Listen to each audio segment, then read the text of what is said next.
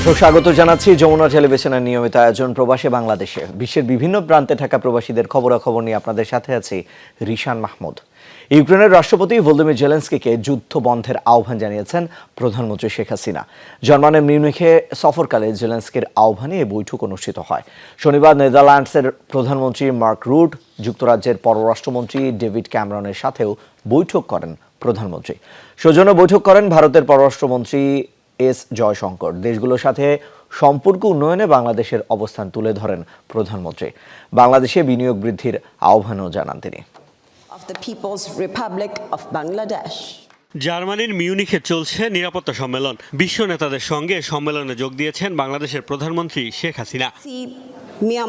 সম্মেলনের পাশাপাশি শনিবার প্রধানমন্ত্রীর সাথে সৌজন্য বৈঠক করেন ইউক্রেনের প্রেসিডেন্ট ভলোদিমির জেলেনস্কি। পারস্পরিক স্বার্থ সংশ্লিষ্ট বিষয়ে তারা আলোচনা করেন। এ সময় যুদ্ধ বন্ধে জেলেনস্কির প্রতি জোর তাগিদ দেন প্রধানমন্ত্রী শেখ হাসিনা। পরেই দ্বিপাক্ষিক সম্মেলন নিয়ে বিস্তারিত জানান পররাষ্ট্রমন্ত্রী ডক্টর হাসান মাহমুদ। মাননীয় প্রধানমন্ত্রী জেলেনস্কির সাথে আলোচনার সময় কিভাবে যুদ্ধ বন্ধ করা যায় সেই বিষয়টি বারংবার আলাপ করেছেন। মাননীয় প্রধানমন্ত্রী যেটি বলেছেন, যুদ্ধ কারো কল্যাণ বয়ে আনে না। আর রাশিয়ার সাথে আমাদের সম্পর্ক অত্যন্ত চমৎকার। মুক্তিযুদ্ধের সময় আমরা যেই মৈত্রীর বন্ধনে আবদ্ধ হয়েছি সেই বন্ধন অত্যন্ত দৃঢ়। সুতরাং সেই দৃঢ় বন্ধন কখনো নড়বড়ে হবে না। স্থানীয় সময় সকালে নেদারল্যান্ডসের প্রধানমন্ত্রী মার্ক রুটের সঙ্গে দ্বিপাক্ষিক বৈঠক করেন শেখ হাসিনা। বাংলাদেশে চলমান বদ্বীপ পরিকল্পনা বাস্তবায়ন ও নদী খনন নিয়ে আলোচনা করেন তারা। আমাদের দেশে যে ড্রেজিং এর ক্ষেত্রেও নেদারল্যান্ড অত্যন্ত গুরুত্বপূর্ণ ভূমিকা পালন করছে। এই বিষয়গুলো মাননীয় প্রধানমন্ত্রী নেদারল্যান্ডের প্রধানমন্ত্রীর সাথে বিস্তারিত আলোচনা করেছেন এবং বাংলাদেশে আরও ইনভেস্টমেন্ট বাড়ানোর জন্য মাননীয় প্রধানমন্ত্রী অনুরোধ জানিয়েছেন। একই দিন জার্মানির অর্থনৈতিক সহযোগিতা ও বিনিয়োগ মন্ত্রীর সঙ্গে বৈঠক অনুষ্ঠিত হয়। ইউরোপিয়ান ইউনিয়নের সর্বোচ্চ বিনিয়োগকারী দেশ হিসেবে জার্মানির আরও বিনিয়োগ প্রত্যাশা করেন প্রধানমন্ত্রী। এর আগে প্রধানমন্ত্রী শেখ হাসিনার সঙ্গে বৈঠক করেছেন ভারতের পররাষ্ট্রমন্ত্রী এস জয়শঙ্কর। তারা পারস্পরিক ও বৈশ্বিক স্বার্থ সংশ্লিষ্ট বিষয় নিয়ে আলোচনা করেন। আমাদের বায়োলেটারাল ইস্যুসগুলো আলোচিত হয়েছে এবং জয়শঙ্করও আশা প্রকাশ করেছেন যে ভবিষ্যতের দিনগুলোতে আমাদের সম্পর্ক আরও ঘনিষ্ঠ হবে।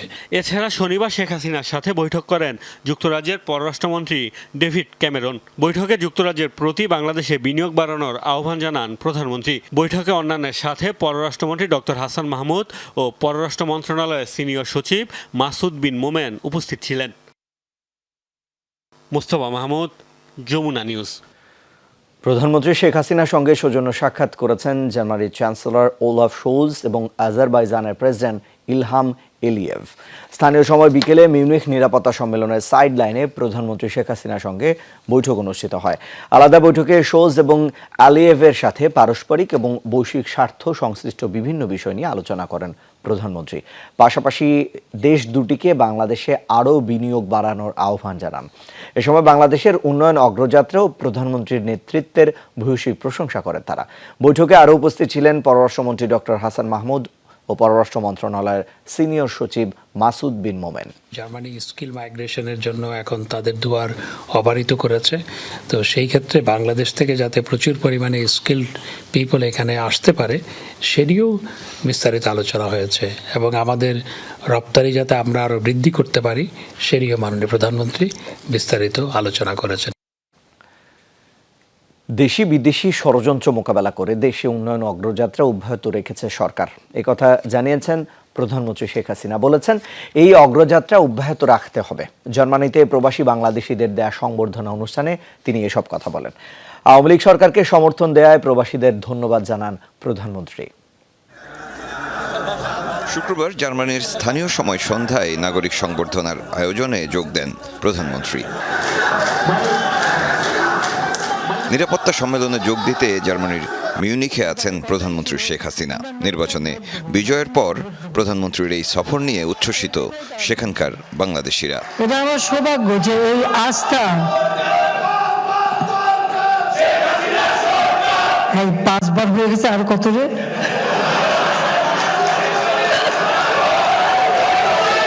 আমার 77 বছর বয়স, এটা ভুললে চলবে না। কাজে এর বেশি গাওয়া যাবে না। এ সময় প্রবাসী বাংলাদেশিদেরও ধন্যবাদ জানান প্রধানমন্ত্রী। বলেন, আবারও কাজ করার সুযোগ এসেছে, সেই সুযোগ মানুষের কল্যাণে কাজে লাগাতে হবে। আজকে বাংলাদেশকে এগিয়ে নিয়ে যাচ্ছি, এই অগ্রযাত্রা যেন অব্যাহত থাকে, আমি শুধু সেইটুকুই চাই। কেউ যেন আবার কখনো এই দেশকে পিছনে না নিতে পারে, আবার ওই রাজাকার খুনিদের দেশ যেন না বানায়। প্রধানমন্ত্রী বলেন, দীর্ঘমেয়াদী পরিকল্পনা নিয়েই বাংলাদেশের উন্নয়ন যাত্রা চলছে। মানুষের কল্যাণে কাজ করা এবং সেটা যে মানে কত বড় তৃপ্তির কাজ, এটা আর কেউ মানে যারা না করে তারা বুঝতে পারবে না। নিজের জীবনের চাওয়া পাওয়া কিছু রাখিনি, শুধু একটাই চিন্তা করেছি, বাংলাদেশের মানুষের কতটুকু করতে পারলাম। বাংলাদেশ যেন আর কখনো পিছিয়ে না পড়ে, সেজন্য প্রবাসীদেরও সহযোগিতা চান প্রধানমন্ত্রী। দেশের জন্যই তারা কাজ করে। Mohsinul Hakim, Jamuna news. Oman Bangladesh social ক্লাবের উদ্যোগে আয়োজন করা হয়েছে পিঠা উৎসব। শুক্রবার ওমানের বারকা আল নাহদা রিসোর্টে হয় এই আয়োজন। এতে অংশ নেন বিপুল সংখ্যক প্রবাসী বাংলাদেশি। আয়োজনে সার্বিক সহযোগিতায় ছিল গালফ ওভারসিজ এক্সচেঞ্জ। আয়োজকদের দাবি, বিদেশে বেড়ে ওঠা নতুন প্রজন্মের কাছে বাংলাদেশের ইতিহাস ও ঐতিহ্য তুলে ধরতেই এই উদ্যোগ। ওমান থেকে সহকর্মী মোহাম্মদ রফিকুল্লাহর প্রতিবেদন। বাংলাদেশের ঐতিহ্য ও সংস্কৃতি তুলে ধরতে প্রায় ৩ দশক ধরে কাজ করে যাচ্ছে ওমান বাংলাদেশ সোশ্যাল ক্লাব। তারই ধারাবাহিকতায় দেশটির রাজধানী মাস্কাটের বারকা আল নাহদা রিসোর্টে সংগঠনের মহিলা উইংসের অভিষেক উপলক্ষে আয়োজন করা হয় পিঠা উৎসবের, যেখানে দেখা মিলেছে বাংলাদেশের ঐতিহ্যবাহী বাহারি স্বাদ আর নামের সব পিঠা। আজকের এই মিলনায়তনে আপনাদের জন্য free medical camp, free medical চিকিৎসা, ফ্রি ডেন্টাল হেলথ ক্যাম্প এবং ফ্রি বিউটিশিয়ান রাখা হয়েছে। এখান থেকে শিক্ষা গ্রহণ করে এই চট্টগ্রামের ঐতিহ্য কৃষ্টি কালচারকে যেন এগিয়ে নিয়ে যায়। ওমানি জনগোষ্ঠীর কাছে জনপ্রিয়তা পাবে এবং তারা জানবে যে আমাদের কালচারটা কি, আমাদের ঐতিহ্যটা কি। উৎসবের ভেন্যু যেন পরিণত হয় বাংলাদেশিদের মিলন মেলায়। প্রবাসীদের এমন স্বতঃস্ফূর্ত অংশগ্রহণে উচ্ছ্বসিত আয়োজকরা। আমাদের অনেক চেষ্টার ফসল এটা, আজকে সেটা সম্পূর্ণ হলো। যে কোনো প্রচেষ্টা যদি সমন্বিতভাবে করা হয়, সেখানে সাকসেসফুলের সম্ভাবনা সবচেয়ে বেশি থাকে। ক্লাবের চেয়ারম্যান সিআইপি সিরাজুল হকের সভাপতিত্বে উৎসব পরিচালনা করেন সাধারণ সম্পাদক MN আমিন। প্রধান অতিথি ছিলেন দেশটিতে নিযুক্ত বাংলাদেশের রাষ্ট্রদূত নাজমুল ইসলাম। আমি দেখে খুব খুশি যে আপনারা কি সুন্দর ডিসিপ্লিন ভাবে অনুষ্ঠানে অংশ নিচ্ছেন। তো এই ক্ষেত্রে কিন্তু 99% আপনারা ফের। উৎসবে পিঠার স্বাদ উপভোগের পাশাপাশি ছিল জমকালো সাংস্কৃতিক আয়োজনও। এছাড়াও বিভিন্ন ধরনের প্রতিযোগিতায় অংশ নেন প্রবাসী বাংলাদেশিরা। তাজরিয়ান সোভান, যমুনা নিউজ। মালয়েশিয়া আন্তর্জাতিক মাতৃভাষা দিবস উদযাপনের প্রস্তুতি সেরেছে দেশটির Bangladesh high commission. Taylor's university Malaysia এবং সেন্টার ফর অল্টারনেটিভস অফ বাংলাদেশের সাথে যৌথভাবে উদযাপন করা হবে আন্তর্জাতিক মাতৃভাষা দিবস। এরই মধ্যে আয়োজনের ভেন্যু টেইলর ইউনিভার্সিটি গ্র্যান্ড হল পরিদর্শন করেন মালয়েশিয়ায় নিযুক্ত বাংলাদেশের হাই কমিশনার মোহাম্মদ শামীম আহসান। এ সময় আরও উপস্থিত ছিলেন deputy high commissioner Mohammad Khorshed A Khastagir. 20 ফেব্রুয়ারি স্থানীয় সময় বিকেলে হাই কমিশনার মোহাম্মদ শামীম আহসানের স্বাগত বক্তব্য দিয়ে শুরু হবে অনুষ্ঠান। এরপর বক্তব্য রাখবেন সেন্টার ফর অল্টারনেটিভস বাংলাদেশের পরিচালক অধ্যাপক ইমতিয়াজ আহমেদ। বাহরাইন জিদহাফস শাখা আওয়ামী লীগের নবগঠিত পূর্ণাঙ্গ কমিটির পরিচিতি সভা ও অভিষেক অনুষ্ঠিত হয়েছে। বৃহস্পতিবার দেশটির রাজধানী মানামায় অনুষ্ঠিত হয় এই আয়োজন। প্রধান অতিথি হিসেবে বাংলাদেশ আওয়ামী লীগ বাহরাইন শাখা সভাপতি মোহাম্মদ শাহজালাল উপস্থিত ছিলেন। বিশেষ অতিথি হিসেবে উপস্থিত ছিলেন আব্দুল কাদের মজুমদার, মোহাম্মদ রিয়াজুল ইসলাম, মোহাম্মদ হোসেন অলিউর রহমান সহ অনেকে।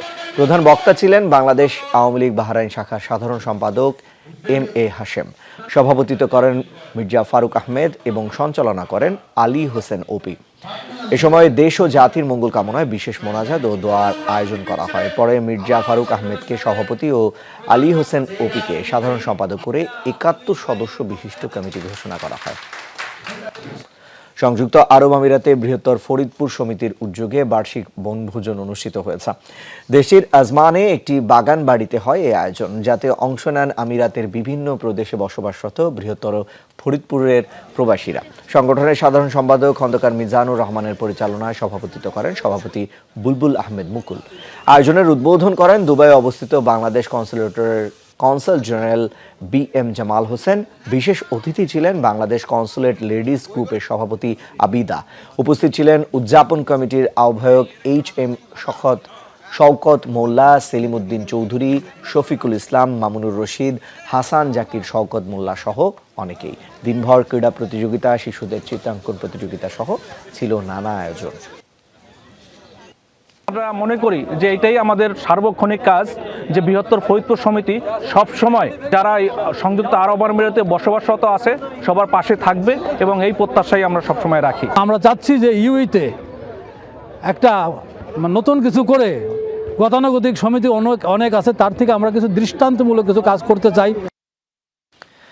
বাংলাদেশ মহিলা সমিতি আবুধাবির উদ্যোগে সংযুক্ত আরব আমিরাতে মিলন মেলা অনুষ্ঠিত হয়েছে। সংযুক্ত আরব আমিরাতের রাজধানী আবুধাবিতে অবস্থিত বাংলাদেশ স্কুলে হয় এই আয়োজন। এতে সভাপতিত্ব করেন সমিতির সভানেত্রী সালমা আহমেদ। সার্বিক তত্ত্বাবধানে ছিলেন সাধারণ সম্পাদিকা পপি রহমান। মিলন মেলায় উপস্থিত ছিলেন সমিতির সহ সভানেত্রী মারুফা বিনতে ইব্রাহিম, সাংগঠনিক সম্পাদিকা নাজনীন এজাজ, কোষাধ্যক্ষ কানিজ ফাতিমা, অনুষ্ঠান ব্যবস্থাপক দিলওয়ারা সুমি, উপদেষ্টা মমতাজ লিপি এবং কার্যকরী সদস্য নওরিন আহমেদ সহ আরো অনেকে। অতিথি ছিলেন বাংলাদেশ দূতাবাস ও বিমান বাংলাদেশ এয়ারলাইন্সের কর্মকর্তারা। বাংলাদেশ সমিতি আরব আমিরাতের সভাপতি, জায়েদ বিশ্ববিদ্যালয়ের অধ্যাপিকা সহ আরো অনেকে।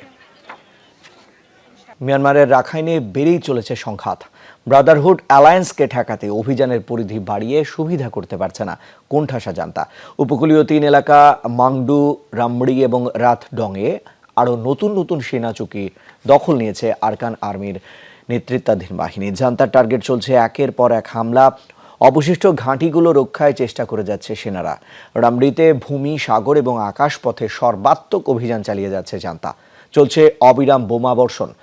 আরাকান আর্মি জানিয়েছে মিয়ানমারের সর্বপশ্চিমের প্রদেশ রামড়ির এখন সর্বোচ্চ বোমা হামলার শিকার। সেনা এবং বিদ্রোহীদের মধ্যে চলছে ব্যাপক সংঘর্ষ। রাখাইনে সেনাদের হামলার টার্গেট হচ্ছে বেসামরিকরাও। 3টি মাছ ধরার নৌকা জব্দ করা হয়েছে। বিদ্রোহীদের সাথে যোগাযোগের অভিযোগে আটক করা হয়েছে কমপক্ষে 9 জেলেকে। মিয়ানমারের অভ্যন্তরে চলমান সংঘর্ষে গোলাগুলির শব্দ শোনা যাচ্ছে টেকনাফ এবং সেন্ট মার্টিন থেকে। বৃহস্পতিবার রাত এবং শুক্রবার সকাল থেকেই সীমান্তের ওপারে গুলির শব্দ শুনতে পান স্থানীয়রা। দুপুর থেকে বিকট শব্দে প্রকম্পিত হয় সেন্ট মার্টিন, সাবরাং এবং শাহপুরীর দ্বীপ। তবে মিয়ানমার সীমান্ত থেকে টেকনাফের ওই এলাকাগুলোর দূরত্ব প্রায় 20 কিলোমিটারের বেশি হয়। পরিস্থিতি স্বাভাবিক রয়েছে। এদিকে চলমান সংঘর্ষে রোহিঙ্গা অনুপ্রবেশ ঠেকাতে টহল জোরদার করেছে বিজিবি।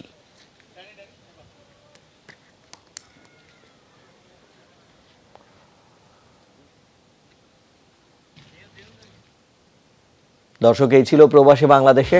এতক্ষণ সাথে থাকার জন্য সবাইকে ধন্যবাদ।